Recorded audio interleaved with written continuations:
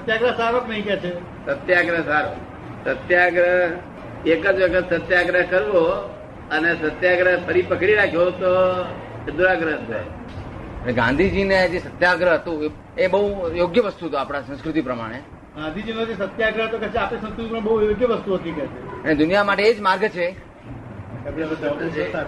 ગાંધીજી માટે બરોબર હતું, ધર્મ માટે બરોબર નથી. ગાંધીજી માટે બરોબર હતું તો ને એ હદ પકડી હતી એમને, એ હદ છે સુધી રાખી છે સત્યાગ્રહ.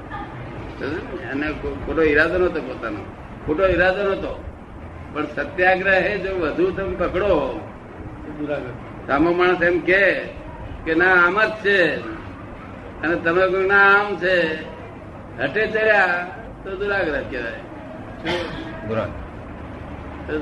પણ છતાં મને તો એવું લાગે છે સત્યાગ્રહ વ્યવહાર માટે સત્યાગ્રહ ની રીતે ચાલવું સારવું ને, એ સત્યાગ્રહ ગાંધીની માફક ચાલવું સારું છે. એનેથી આજકાલના સવાલો છૂટી શકે. બધા રાજકીય, આર્થિક હોય, સામાજિક હોય, સંસારિક હોય. બીજા આગ્રહ બધા નુકસાનકારક છે. હઠાગ્રહ, દુરાગ્રહ, મતાગ્રહ એ બધા નુકસાનકારક છે. આગ્રહ માત્ર પોઈઝન છે.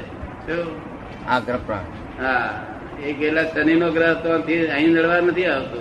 શનિ નો ગ્રહ તમે હઠાગ્રહમાં હોય ને ત્યારે શનિ જ નડતો હોય.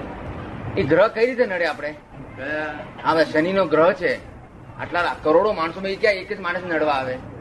જેવું બ્રહ્માંડમાં ગ્રહો છે એવા મય ગ્રહો છે. મય શનિ નો ગ્રહ કહેવાય છે, પણ એનું લક્ષણ આપણને ખબર પડે. હઠાગ્રહ કરે એટલે આપણે જાણીએ શનિ નો ગ્રહ થઈ. લક્ષણ પરથી ખબર પડે કયો ગ્રહ અસર કરે છે. સમજાય ને? તમે મજૂરો નો બજાર ચડાવો તો હઠાગ્રહ ચડાવો તો શનિ નડતો હોય તો મજૂરો માર ખાય છે.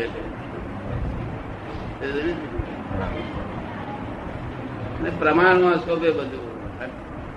હઠાગ્રહ ઉપરથી રાત જવું જોઈએ, એનો નિકાલ કરવો જોઈએ. જગત નો સ્વભાવ શું?